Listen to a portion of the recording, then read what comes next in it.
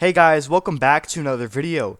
Today, we're going to be taking a look at the candidates for 2028 in the Democratic Party that have the best odds or best chances of getting past the nomination to the general elections. So this is not about who is the strongest candidate to win the general election, because that's what I did before in previous videos. You can check that out. But this is going to be based on only who has the best odds of actually winning the nomination, not necessarily who is the strongest candidate that can win the general election, if you know what I'm saying. So before we get started with this tier list ranking among the 15 candidates, make sure you guys are subscribed, click the bell so you don't miss out on my content, press the like button, share this video. Don't forget we have memberships. If you're interested, you can find links to that in the description section. So we have four categories: instant dropout, won't make it past Iowa, the favorites, and can win a general election, basically going beyond just winning a primary. So the 50 candidates are Roy Cooper, J.B. Pritzker, Wes Moore, Mark Kelly, Tim Walz, John Fetterman, Pete Buttigieg, Amy Klobuchar, AOC, Andy Beshear, Raphael Warnock, Kamala Harris, Gavin Newsom, Josh Shapiro, and Gretchen Whitmer. You may notice a couple that actually ran in 2020, but obviously did not win the primaries, because obviously Joe Biden did, and he's not up here. So let's begin with the worst category, starting off with instant dropout candidate that will probably drop out a few months prior to their announcement, probably 1 or 2 months into the actual debates. I would say Roy Cooper, and it's not because he would not win a general election. He could, but I think he appears off of old, and Democrats don't want an old candidate. They want someone more, younger, more bright, probably more progressive. They're looking for a progressive candidate in 2028, someone who is, I would say, less establishment. If they want to look in a different path because of what happened in the 2024 election, Kamala Harris was not progressive enough, some would argue. So Roy Cooper is the former governor of North Carolina, obviously not the incumbent because Josh Stein just recently won. And he is a Democrat in a state that voted for Donald Trump, meaning it's not that he's weak, it's just that he can't win, he can't get past the primary simply because his base does not prefer him over some of these other candidates. And another candidate that will probably instantly drop out a couple months after just announcing is going to be J.B. Pritzker, the governor of Illinois. I think he's too far to the left. They need someone a little bit slightly more towards the center. J.B. Pritzker is not moderate whatsoever. If the Democrats want to win in 2028, they need someone more moderate. J.B. Pritzker is not of that at all. He's the governor in a very, very deep blue state. That's not going to work out. And I don't think he's a strong candidate, and I don't think he's going to even make it past Iowa. I think he's just going to be an instant dropout, one of those type candidates. Another one, lastly, for this category is going to be Wes Moore, the governor of Maryland. And I think he's probably going to drop out if he does end up announcing a couple months prior to his announcement. So they would probably have the debates in August or September. I would say he would drop out in early October, very early. So same thing goes for those three candidates. The instant dropouts are Roy Cooper, J.B. Pritzker, and Wes Moore.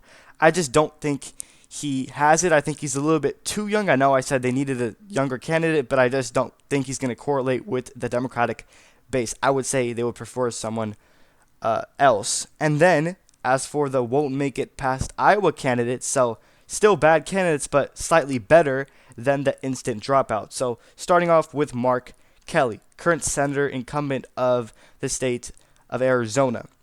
He's obviously a senator in a state that voted for Donald Trump by almost 6 percentage points, and he is a Democrat. So he's a very strong candidate. I can tell you that he would do good in a general election. But the question is, can he get past his own Democratic primary? And the answer to that question is no, because he's not far left enough. And that's just plain and simple. I think honestly, I think he's a good debater. He's a decent debater. Obviously, he's not the best debater. But I just don't think he would make it past Iowa, because he's definitely not the favorite. I think there are other candidates that have a way better chance of winning the nomination than Mark Kelly. I think he just is not far left enough. He has too much Republican support to win the Democratic nomination, and that's unfortunate for him because I think he's a very strong candidate, but that's just reality. And another candidate that won't make it past Iowa, we actually have quite a few on this list, is going to be Tim Walz, who recently ran as Kamala Harris's vice president, current governor of the state of Minnesota. He's not going to make it past Iowa. He's definitely not the favorite. And the reason for this is because he's a terrible debater. If you watch the debate between him and J.D. Vance, he got absolutely crushed. Therefore, he's not going to do good in the Democratic debates. I understand that the Democrats portrayed him as someone who is moderate, not very far left at all. I understand that, but still, he's a very weak candidate. He could not get the message out correctly, and that's why him and Kamala Harris's ticket in 2024 failed. So he's not going to make it past the primary. I can guarantee you that. And voters want someone else. They want change. So if he runs in 2028, they're going to remember what happened in 2024, and they're going to avoid Tim Walz. That is the reason why it won't happen for him.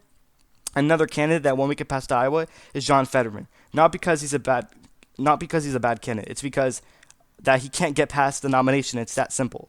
I mean, he's the current senator of Pennsylvania. He defeated Dr. Oz by about, I think, 4 percentage points back in the 2022 midterms. Dr. Oz was a very weak candidate. I think John Fetterman is growing in terms of Republican support. A lot of Republicans actually seem to like John Fetterman. And the reason why he can't make it past Iowa or even win the primary at all is because he has made some comments that are friendly to Republicans more so than Democrats. And there have been rumors that he might even leave the Democratic Party. I'm not sure if that's true. I don't think that will happen. But because he has a lot of right-leaning views, he makes statements friendly to the MAGA base. I don't think that's going to go well in a primary. Therefore, he won't make it past Iowa, unfortunately for him. Another candidate that won't make it past Iowa as well is going to be Pete Buttigieg, who, by the way, just recently said he is not running for Michigan's Senate race. And the main reason why is because he knows he will lose to Mike Rogers if he does that. And that goes to show you, if that's, that itself goes to show you that he's not a good candidate. If he decided to avoid running for Michigan Senate race, by the way, he's not even from there. He has a house there, I guess. So that goes to show you that because of that he's avoiding to run for the Senate, then he's probably not a good candidate. And he's one of those candidates that did run, like I mentioned earlier, back in the 2019 or 2020 primaries. He actually did pretty good for someone who ran for the first time. So I'm not going to lie. Pete Buttigieg does fit, the characteristics of someone who's younger. You can argue more progressive. I'm not sure if he's progressive enough. But I do think he does fit those categories. But the reason why he won't make it past Iowa is because he didn't even do that. He didn't do the best in 2020, but still, he actually did pretty good for someone who ran for their first time. And I think he would probably get the same amount of support he did in 2019, if not just a couple points better, but that still won't be enough to consider him the favorite as the candidate. Obviously, he's not going to be the favorite if he's literally avoiding running for Senate in the state of Michigan. It makes sense. And then Amy Klobuchar is also another candidate, just like Pete Buttigieg, who ran in 2019. And she did pretty good. I don't remember. I think she might have made it to the Iowa caucus. But this time around, if she does run, I don't think she's going to. I think she'll get there like borderline, but she won't actually pass it. She won't be like the top 3 candidates there at the very end of it, so she won't be at the very end of the race. I think she's a good candidate. A lot of Democrats like her. She's the current senator of Minnesota. She always wins by double digits, very strong amounts. So I think she has good, coalition among the Democratic base. But she's just not moderate enough. She's not progressive enough. It's not going to get her anywhere in 2028. Democrats want someone of that sort. And then you have AOC. I think she won't make it past Iowa. And you're probably wondering, why is she not an instant dropout on my rankings? It's because I think Democrats would like her because she is someone who's younger. She is someone who's not part of the Democratic establishment at all. She is someone who is seen as very progressive, and that's what the Democrats are looking for. That's what they're, hungry for in 2028, a progressive candidate. And we'll get to Gavin Newsom later, who is also, you can argue, that type of progressive candidate. But I think she won't do bad enough to instantly drop out. I think she would actually hang in there for a decent amount of time. But that's not going to be enough to get her past Iowa, obviously. She is the representative of the state of New York. And then you have Andy Beshear. He will also not make it past Iowa. There's a lot of these candidates, unfortunately, for these Democrats. Not because he's a bad candidate. He's actually the governor of Kentucky. He's a Democrat in a solid red state who votes for Trump by double digits. So that goes to show you that he can do good in a general election. But among his base, he just can't get past a primary, yet again, because he is too moderate.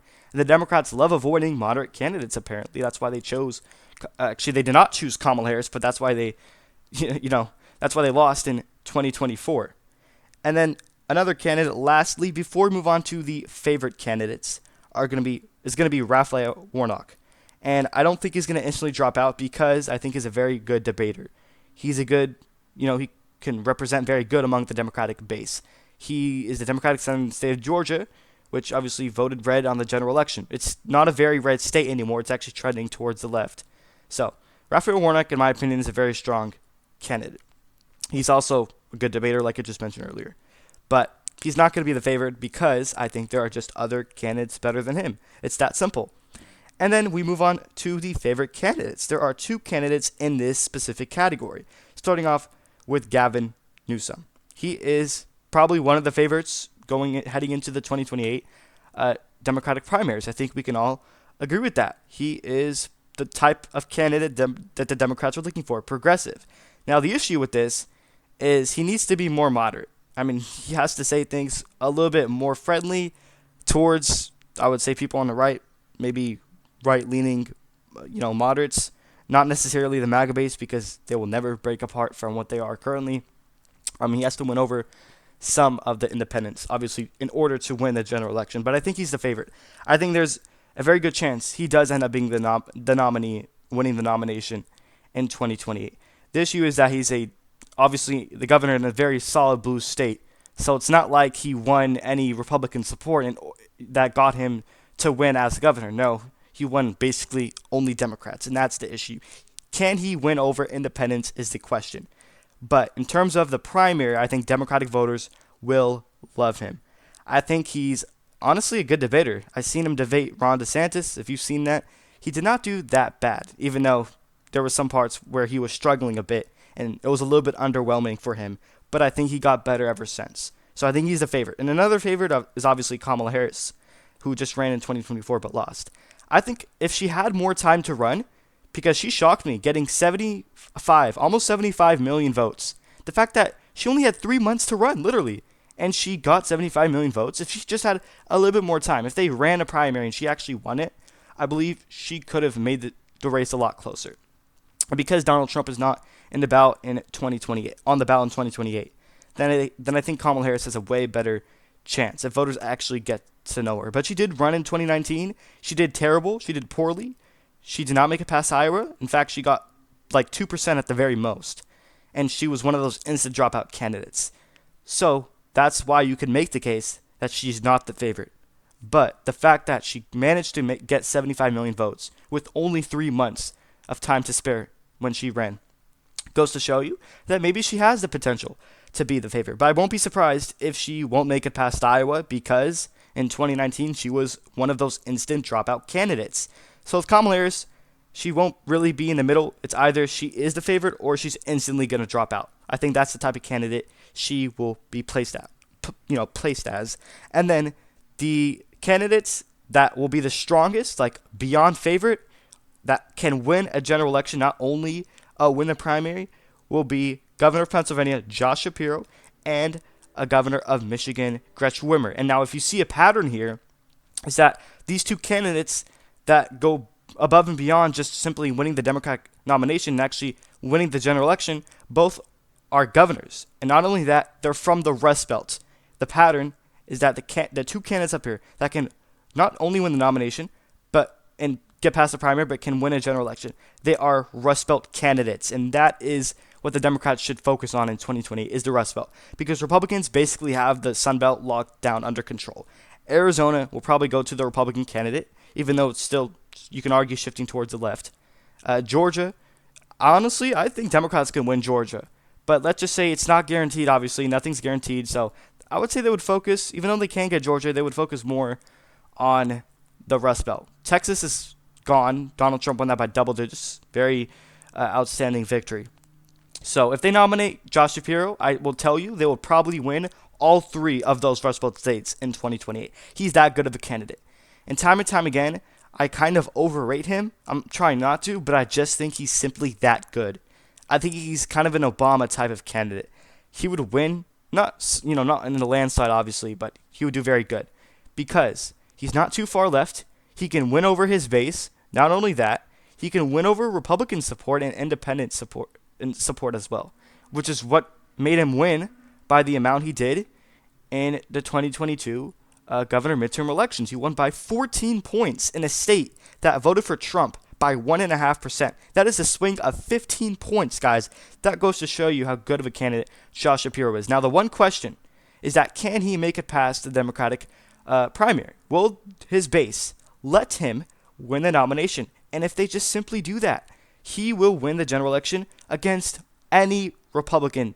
Honestly, majority of Republicans. And then Gretchen Whitmer, is also the governor of Michigan, and she's from the Rust Belt. I think because she's a Rust Belt candidate, that will give the Democrats, advantage electorally. They would get the 15 electoral votes instantly in the state of Michigan. And because she would lock down Michigan, chances are she would probably get Wisconsin and possibly Pennsylvania, even though it would be a little bit harder because that was the reddest Rust Belt state in 2024. So I think nominating Gretchen Whitmer or Josh Shapiro, those two candidates will easily win them the election in 2028. So there you guys go. This is my tier list for which candidate has the best odds of getting past the primary, not necessarily who is the strongest of actually winning the general election. Let me know which ones you agree with or disagree with in the comment section down below. One last fine reminder is to subscribe, click the bell so you don't miss all my content, press the like button, share this video, don't forget we have memberships, you can find links at in the description section if you're interested. Thank you everyone for watching.